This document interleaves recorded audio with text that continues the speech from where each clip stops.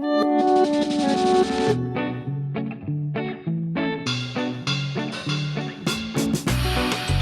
and welcome to Waves of YA Podcasts, focused on young adult literacy, brought to you by our Ocean County Library's Teen Literacy Workgroup. My name is Sade, and my pronouns are she, her, and I am from the Beechwood branch.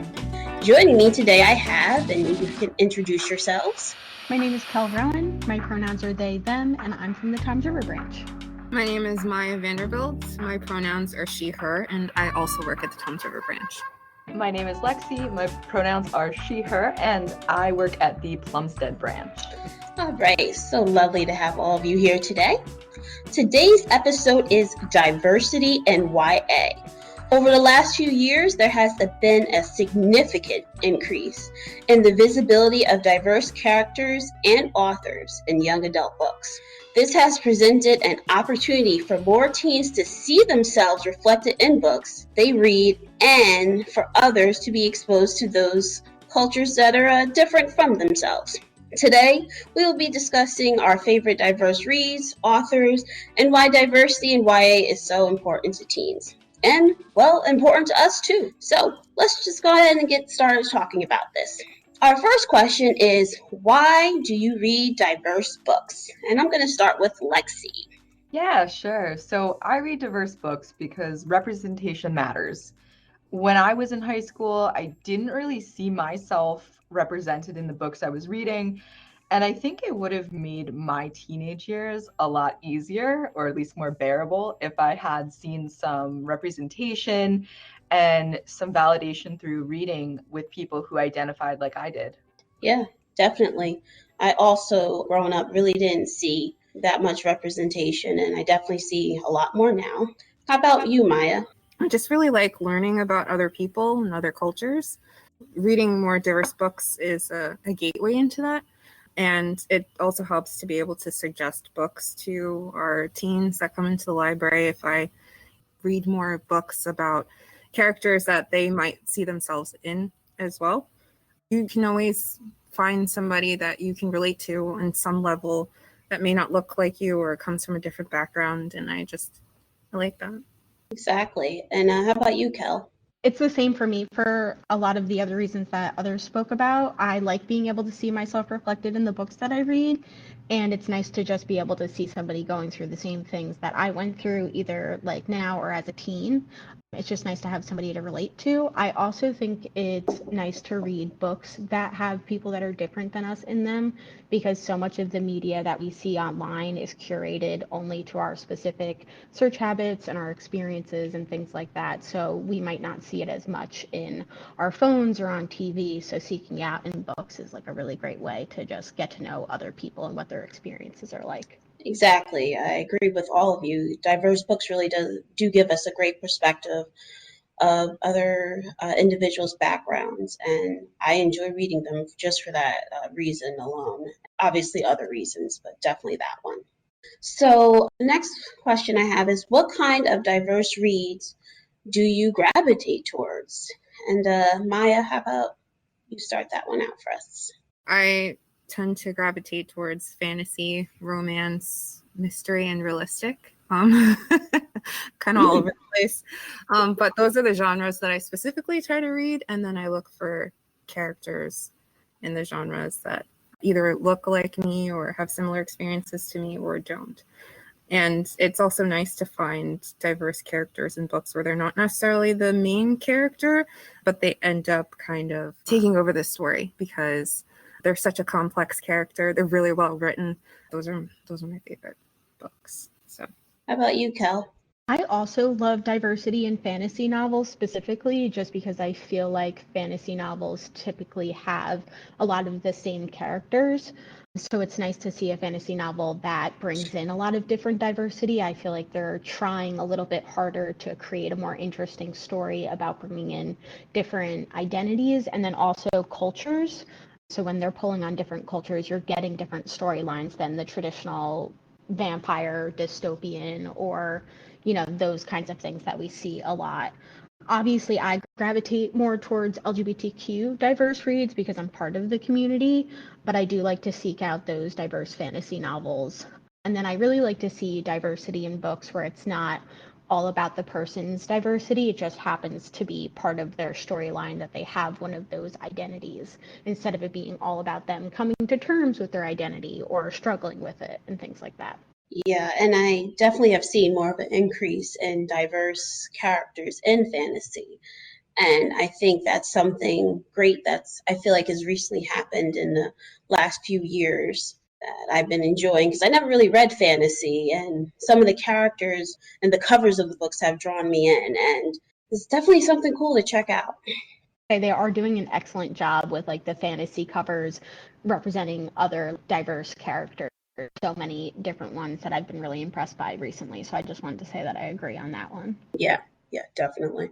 Yeah, so I tend to really gravitate towards graphic novels. I love graphic novels across really any genre, but I think especially with diverse YA reads, I really love seeing it kind of laid out all before me. I really like dealing with books that kind of focus on gender identity, sexuality, especially disability. I think those are all really interesting topics. A lot of them are part of my life already. So I think I'm really drawn to those naturally. But I also like, for the same reason that other people have said, I like reading diverse books that are different than my own experience, because it kind of lets me open the door into other people's experiences. I think it's super interesting to kind of get out of your own head and explore what other people are going through. Yeah, exactly. Yeah. All right. So, how do you make sure you are reading a wide range of diverse books? Cal. My favorite way to do it is by browsing books. That's the way that I've always chosen books that I want to read.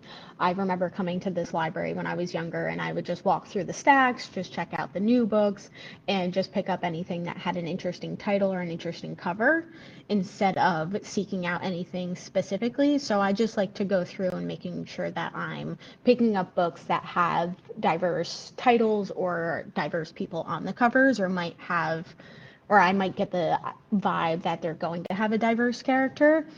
I feel like this is the best way for me to come across diverse books, because if I'm looking for a specific book list that might recommend titles to me, I'm only going to find exactly what I'm looking for. So if I'm looking for books that have people with different cultural backgrounds or that are set in different countries or something like that, I'm only going to find books that tackle that topic instead of being able to come across things that maybe I wasn't looking for.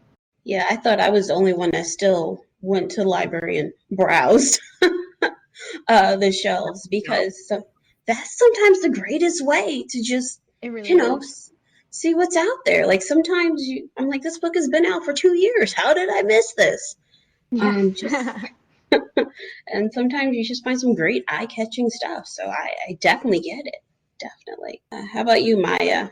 Just to go off your last point about finding books that came out a while back and then just coming across them, that happened recently. There was a book that I want to talk about later, came in our processing, and the artwork on it is just so beautiful that I was like, oh, I want to check this book out. And then I started reading the description on it, and it's like something that it came out 2 years ago in 2019, and it's one of my favorite diverse reads. But I like to browse too. I usually check the new book section, and then also online, like on Libby or Hoopla, specifically on Hoopla, because you can actually just Hoopla is better. Yeah. I like Hoopla.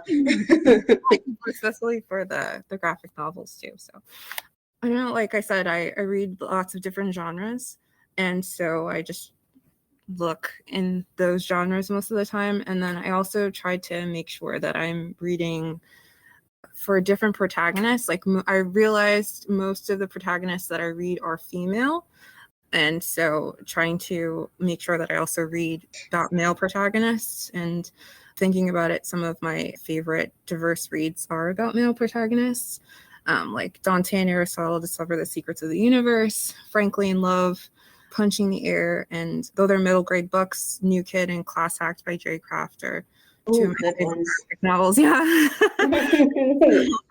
So do have a lot of male teens that come in, or tweens that come in, and it doesn't matter about the protagonist, but a lot of the times they do want a male protagonist. And so making sure that I have enough recommendations for them, I think, is important. But now I feel like I'm going off topic, so sorry.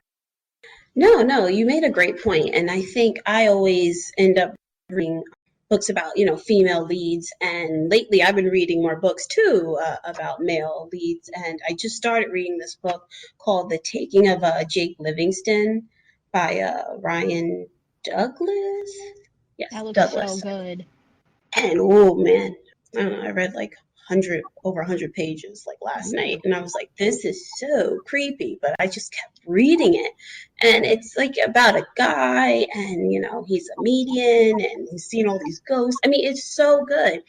And generally it's not something I would pick up, but I said, as Maya mentioned, I suggest books to tween boys that come into the library and things like that. And I'm just like, I gotta, expand and read more things. And then I'm reading this great book. So I think diversity obviously encompasses many things. And for me, I want to diversify my reading in that way. So reading more about different gender roles, so to speak. All right. And how about you, Lexi? Yeah, I've done a lot of things that I think other people have mentioned. I'm a big Goodreads person, so I love to go through Goodreads and like see what other people have shelved with the books I like or books I haven't heard of. I think that's a really useful tool. Another thing is that since I am a small branch manager, I literally get to see every single new item that comes into my branch, which is pretty cool. I get to see and be exposed to a lot of stuff that I would never hear of or really know anything about. So that's been really, really a cool eye-opening experience. I really just kind of get exposed to a lot of stuff just by seeing it come through and having to be processed.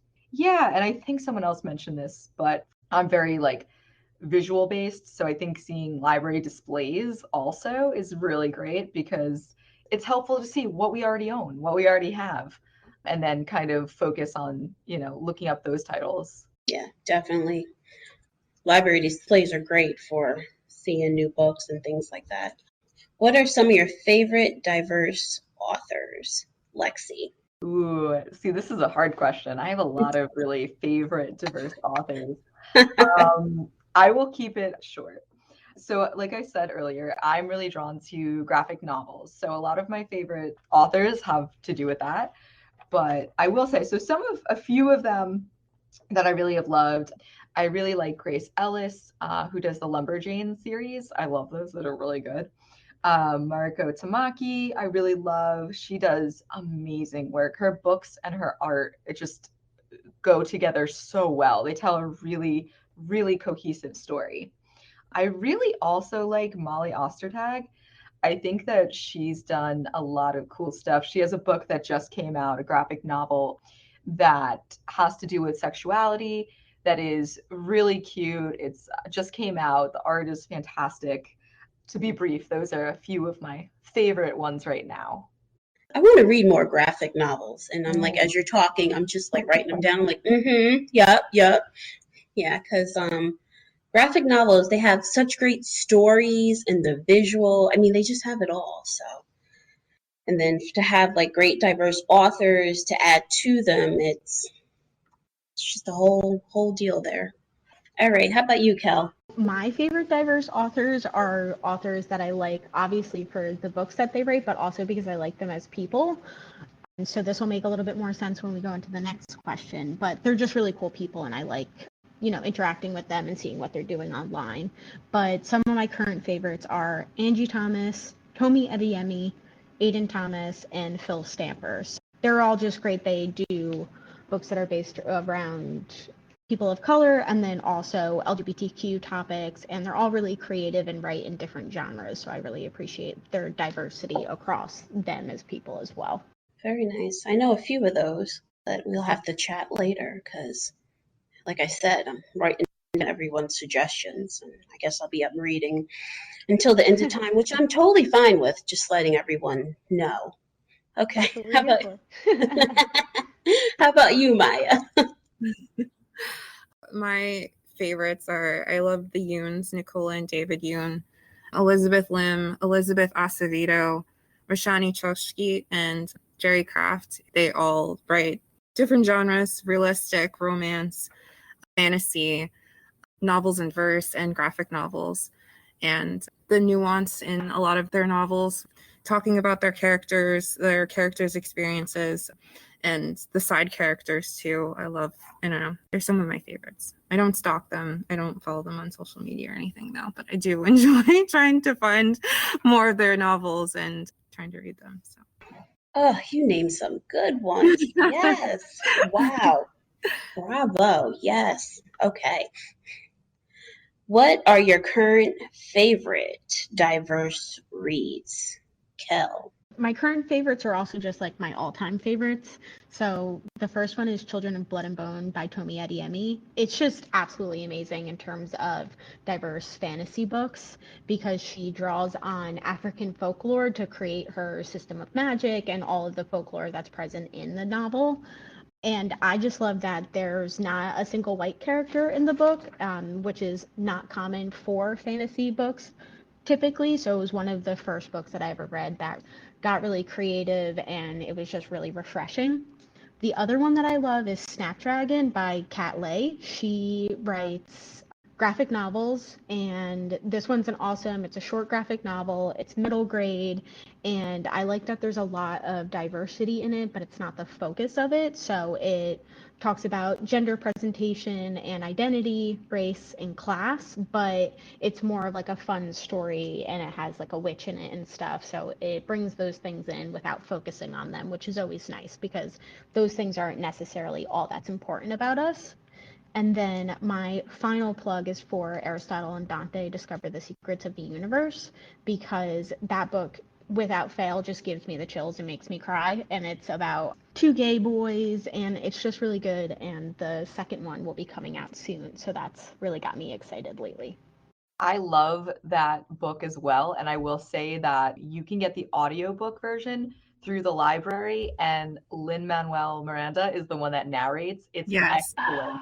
Absolutely. No way. I listened to Yeah. it too. It's phenomenal. So good. Oh my God. Oh my gosh. Excuse me while I write this down. Sade, please. Yeah, That's I the have to first listen thing you to need it. to listen to. My paper's full of books. I mean, this wasn't, my whole mind behind this podcast. Of course not. It's a great discussion where, I just, had to add to my good reads list over here. Mm-hmm. All right. So, Lexi, what are your current favorite diverse reads? My favorite current diverse reads, I will say, are probably Lycanthropy and Other Chronic Illnesses by Kristen O'Neill. This book is really unique in that it kind of goes into different chronic illnesses and how they affect the main character. She has a really debilitating case of Lyme disease. And it's super interesting because she's so young, and it's just interesting to kind of see how that really impacts her life and how it kind of turns everything upside down. The main characters all are also not white. Some of them are non-heterosexual, really interesting stories. There's also a bit of fantasy in it because I won't spoil it, but there is some werewolf in there. It was just really well done. I really liked it. Another one that I've read recently is probably Everything Sad is Untrue by Daniel Nayeri. I listened to the audiobook, which he narrates, and I love audiobooks that have to do and have really like the author kind of narrating. I feel like it really helps their message come across.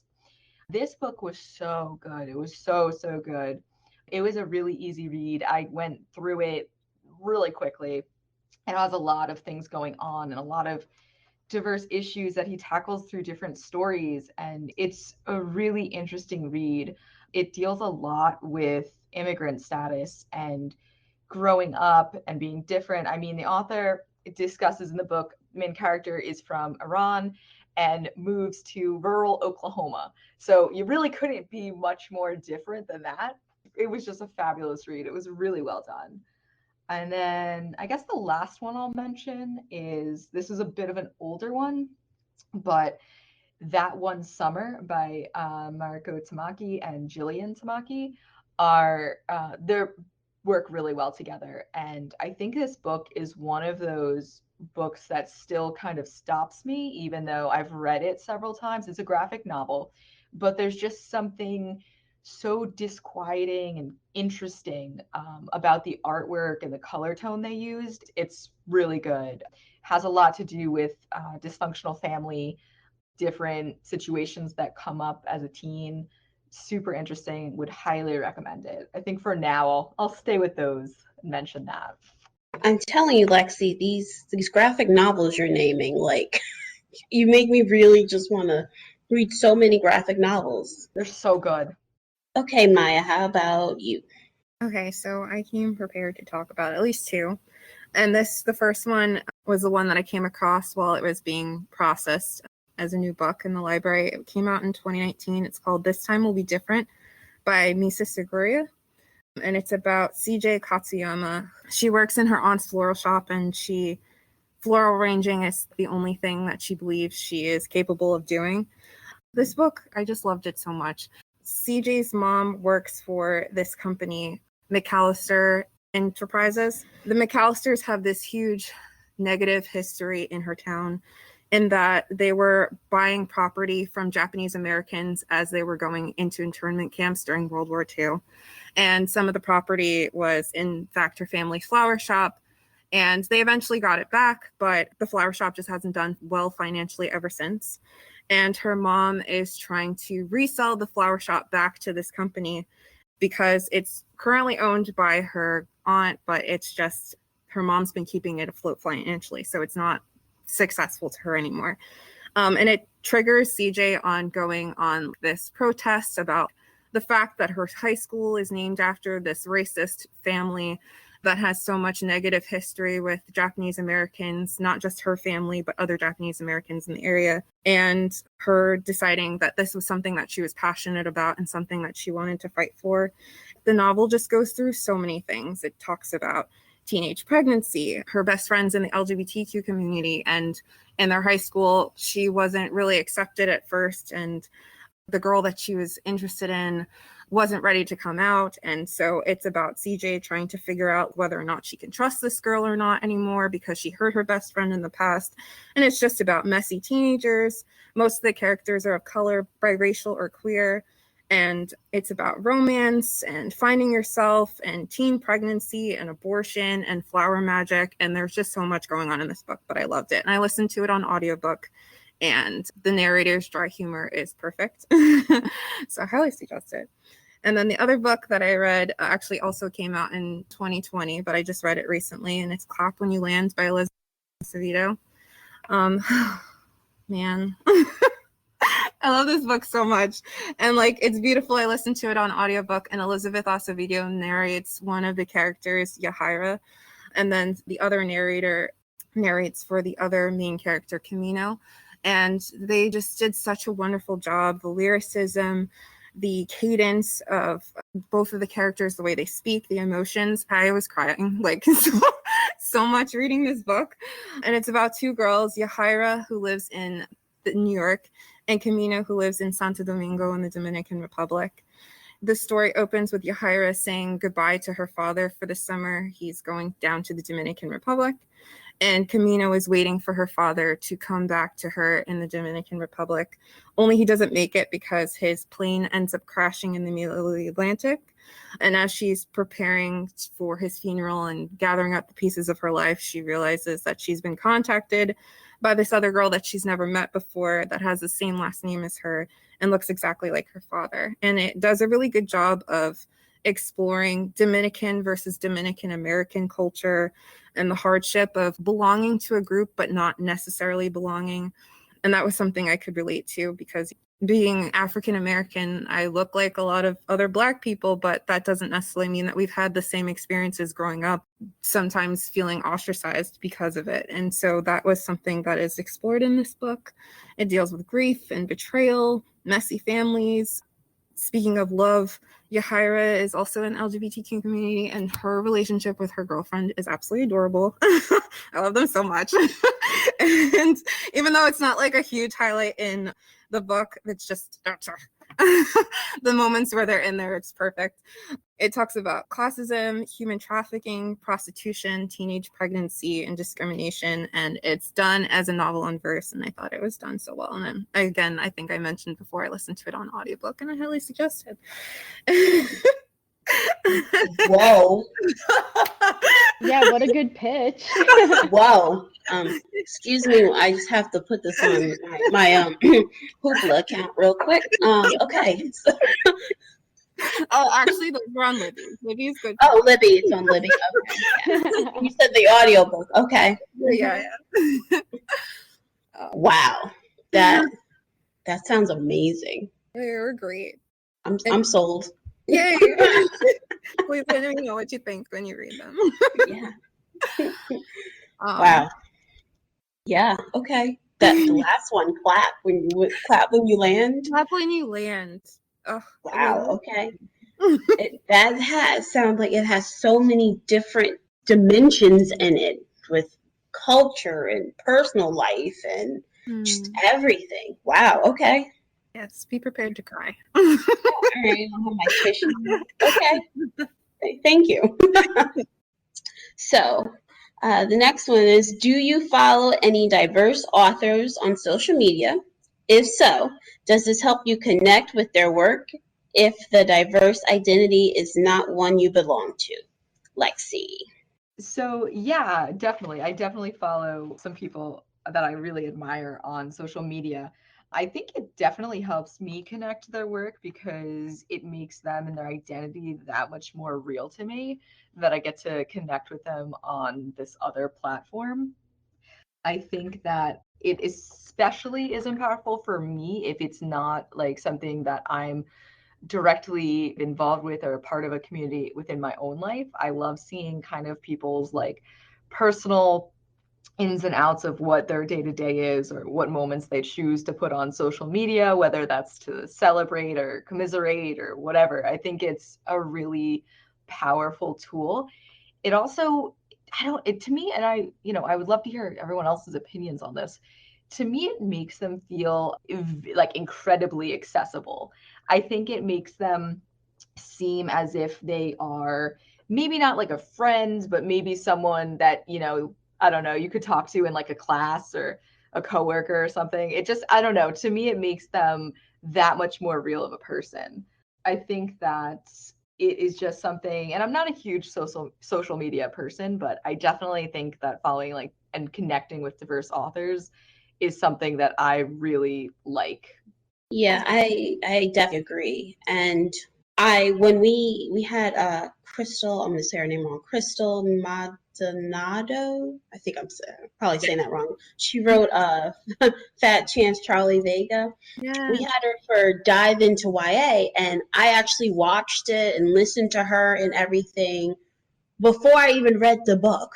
And after listening to her talk, read the excerpt, answer our questions, I connected with her. I was like, well, I got to read this book. Yeah. I read it in like one day. I was like, so sometimes having that connection with the author and seeing them, and I don't want to say like, it's just, you have that different connection and you don't know them, but, get to know them, on, different social media platforms. It's like, oh, I want to read your book more. And what else are you doing? And, things like that. So I definitely get it. That definitely makes sense. Definitely. How about you, Kel? So going off of Lexi's point, I do think that social media really helps people realize how accessible authors are. Authors aren't like a lot of other celebrities, quote unquote, because they are so active on social media and they're so accessible. And sometimes they don't have as many followers as you would expect. So there's somebody that you could tweet at, and there's probably a pretty good chance that they're going to tweet back at you. And it's just, they definitely are more accessible. And I think that maybe some people don't realize how they could have the chance to connect with these different authors by following them on social media. Authors are definitely the most active on Twitter, unfortunately, because I really don't like Twitter, but I follow quite a few diverse authors there. But luckily, some of the ones that I like are also active on Instagram. My favorite is Angie Thomas. She wrote The Hate You Give. She's super active on Instagram. She's always posting about her mom and her dog and the hilarious things that her mom says. And you also get a peek into her relationship. She's really good friends with author Nick Stone, so it's just funny to see them interacting with each other and the fact that these authors that we love are also friends with each other. So I really like following her specifically, and it definitely helps me connect with them. And one of the things I really like about it is that I think that it shows a really good reality model of how the teens they write about could grow up. So they're always writing about their teens and their teenage years, and you don't really know quite where their lives are definitely going to go. But coming from their perspective and seeing how they turned out, probably drawing on their own experiences in their books, it's like, okay, so this is where, the main character of that one book could grow up and become an author who has this dog and has this funny relationship with her mom. I really like getting insight and a look into the reality of their lives and then possibly the reality of their characters' futures. Sorry, I was just following Angie Thomas on Instagram. I didn't realize that she posts all that. So Oh, yeah, and her dog's super cute. I'm just like, oh, does she now? Okay. All right. So how about you, Maya? So I definitely agree with all the positive points that Lexi and Kel mentioned before for following authors on social media. That being said, I've recently been deleting or unfollowing people. I was following, yeah, I was following a few authors on Instagram because that's the platform I'm most active on. But I also like to write, and I find that if I follow authors, I get distracted in what they're doing in their lives. So I can't. Yeah, that's the only reason I started unfollowing people. It's nothing to do with them. It's like Kel said before, it's always interesting to get a peek into their lives and see the relationships and stuff like that they have with other authors. But yeah, personally, I just had to take a step back. But I do like to watch interviews, especially after I've read a book, to get more insight on where they were coming from, see if there was something I missed after I've read a book, or just to see what else they've done. For example, after I read Clap When You Land by Elizabeth Acevedo, just because that's the last book that I mentioned, I went on YouTube and found one of her interviews and then also some of her slam poetry. She's a poet, so that was really interesting to listen to and see. So that's my social media experience. Sorry. I got you. No, sometimes you have to take a break from social media. That happens. But writing, okay, very nice. So, why do you think it's important for teens to read diverse books? And Kel. I touched on this a little bit before about the fact that we don't typically encounter a lot of diversity on social media if that's not what we're seeking out or what we tend to follow just because of all the algorithms. So the diversity that we do see in other forms of media is definitely beneficial. Like it's interesting to watch a movie or a TV show that has that character in it, but it definitely feels more fictionalized because you know that you're just watching a movie or a TV show. Whereas I feel like when you're reading a book, you're getting insight into a person that's actually part of that community that you're reading about. So it's coming directly from the imagination or the experience of a diverse author. So it's more special and it's definitely more personal than just watching this fictional character on screen because you know that it's going straight from their, brain through their hands to the book. So I think that reading diverse books is a special experience for teens. The other thing that I wanted to touch on as part of this question, because we were talking about it a little bit earlier, is how reading diverse books helps with self-reflection. Earlier, we were talking about the fact that specifically you, Sade and Maya, were taking a look at what you were reading and seeing gaps that you needed to fill. Like you weren't reading a lot of books that have masculine characters. You tend to go towards books that have people who share identities with you. So I think by reading diverse books, not only do we reflect on our own reading practices and maybe question why we're drawn to the things that we're drawn to, we also, when we're reading them, it kind of makes you self-reflect on how your experiences are different from what you're reading and how maybe you can become a better person or a better ally to that community by reading those personal books from these diverse authors. Yeah, and you made definitely some great points there. And for me, as an African American woman growing up, I didn't really see myself represented. So seeing even in YA books, I'm like, wow, this is a fantasy book, and the African American woman is the lead. So I'm gravitating to those books. But now, like I said, I'm trying to expand more and learning about other cultures. And, it's just so great to be able to do that through a book and a story. And a lot of these stories, I'm not even realizing it. And the story may be, set in the future, or, a kingdom about fae and witches, yet I'm learning about the Native American culture at the same time. So books definitely offer that, and it's really great. It's a way to learn about other cultures and enjoy some fiction at the same time. Absolutely. Okay, how about you, Maya? I don't know that I have much more to add to that. I completely agree with both of you. I think it's important for teens to see themselves depicted in books in whatever setting it is, whether it's fantasy or romance or science fiction or in a graphic novel. And I think it's also important for them to be able to resonate and connect with characters that don't have similar experiences to them. You can have similar personalities or maybe a similar family dynamic. Maybe you come from like a really dysfunctional family, but the kid in the book you're reading about is Indian and you are Black or something like that. I think, or they're disabled, you are part of the LGBT community. You could be both.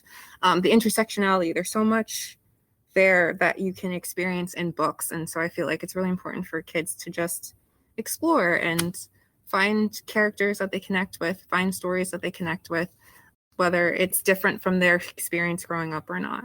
I think you bring up a really good point, Maya, when you were talking about the fact that even if you're reading about a character that's different than you are in certain ways, you can find those similarities. And I think that's one thing that we can really stress to teens is that you can find similarities in the characters while also being able to learn something new because one aspect of their identity is different than yours. So I thought that was a really great point. Exactly. Thank you. And I think sometimes you can find that unexpected connection with a character. Of course, I can't remember the title, but I was reading this book and the character was African American, but her best friend was Caucasian, but hard of hearing. And I actually found more of a connection with her because I'm hard of hearing too, and the person had hearing aids, and she was fussing, and I fuss all the time with my hearing aids, and I was like, man, I really get you. Like, I am feeling this. I am totally connecting with you, and and like I think she dropped hers. I'm like, drop mine all the time. Should not do that, but I do. So though when I set out to read the book, I was like, oh wow, this person, she's African American and she's like super happy, but she's trying to figure herself out and blah, blah, blah. I'm like, oh yeah, this is why I'm reading I totally took a detour and was totally into her best friend connecting in that way. So, I mean, sometimes you make that unexpected connection, so to speak, in different ways. And in that way, it was her friend in that aspect of a diverse difference. How about you, Lexi? I think everybody made really, really great, really interesting points. I don't know that I have too much to add. Pretty much like others said, I think that diverse reads are a really great way for teens to kind of understand, get exposed, and kind of flesh out other identities, others than their own. I think it's super important because especially if are a teen and you live in, let's say, an area that is predominantly white or middle class, I think it's a great way to understand this is not the entire world. This is not how everybody looks, not how everybody grows up. So it's a good way to get that experience of how different everyone is in the world and how many different identities there are. And then I think on the other side of that coin is, like I said earlier, representation matters. I think it's really validating and encouraging to see yourself or maybe some sort of aspect of yourself reflected in what you're reading.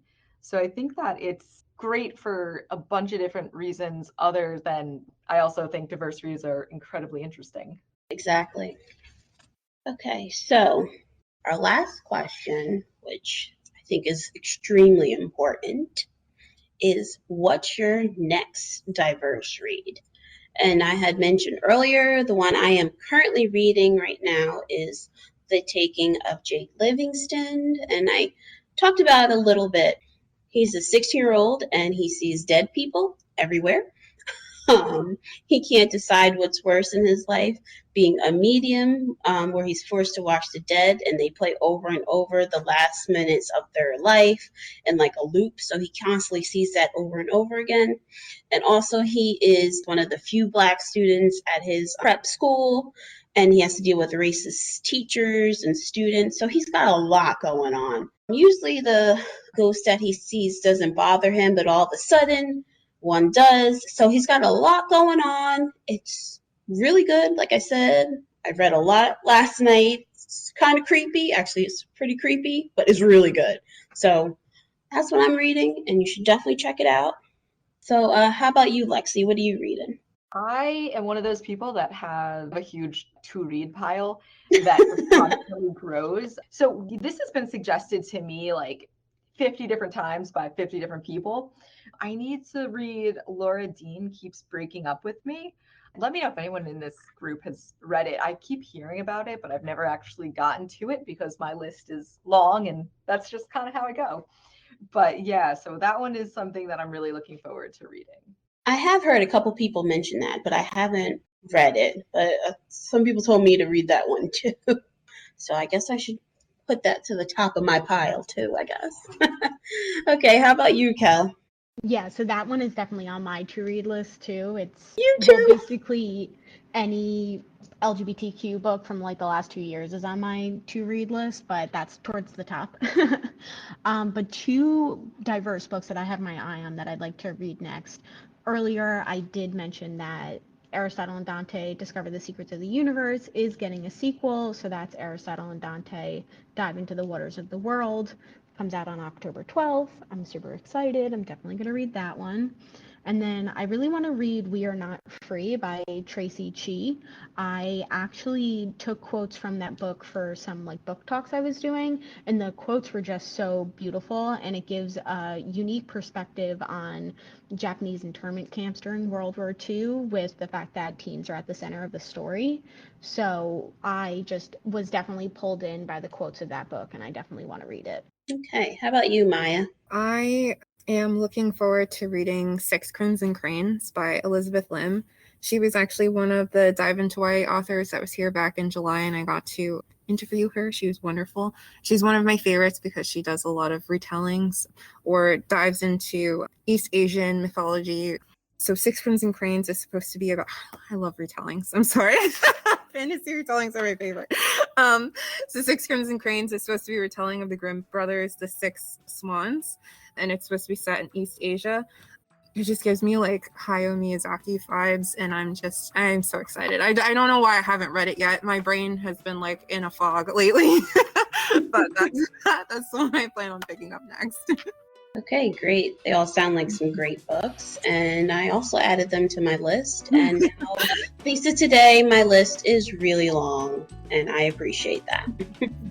So that wraps up our conversation today. Thanks for joining us. Be sure to check out the Ocean County Library's website for more podcasts and our website's calendar on our events page. All titles mentioned in today's episode can be found through the Ocean County Library, free with your library card.